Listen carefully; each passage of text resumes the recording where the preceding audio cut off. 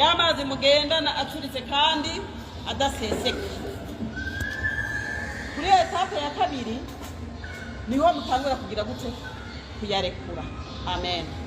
Ayo mazi bayakura munsi y'agakitorisi gatoya, hari akantu k'agatoboro kataboneka.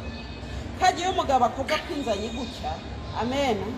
Umugore cyangwa umengo shaka kugira gute abanyara ni mu mwabumvise Yesu abamugira. Amen. Cyangwa umengo ushaka gusohoka.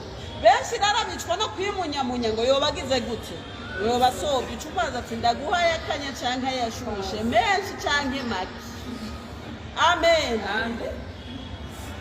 Ugaca ubwira ubwenge ati mu mwanya wanje amugacureko. Haleluya. Uri kurabigwa nta gusoba bibaho. Amen.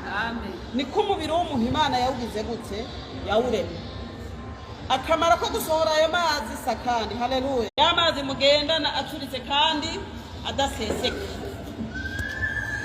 Kuri etape ya kabiri niho mutangura kugira gute kuyarekura. Amen.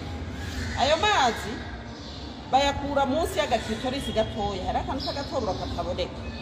Kagiye umugabo akoga kwinzanye gutya. Amen. Umugore cyangwa umengo shaka kugira gute abanyara ni mu mwabumvise Yesu abamugira. Amen. Cyangwa umengo ushaka gusohoka. Benshi narabicwa no kwimunyamunya ngo yobagize gute yobasobye icumaza ati ndaguha yakanya canka yashushe menshi canke make. Amen.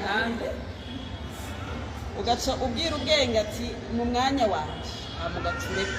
Haleluya. Uri kurabigwa nta gusoba bibaho. Amen. Niko umubiri w'umuntu Imana yawugize gute yawuremye. Akamaro ko gusohora ayo mazi sakandi. Haleluya.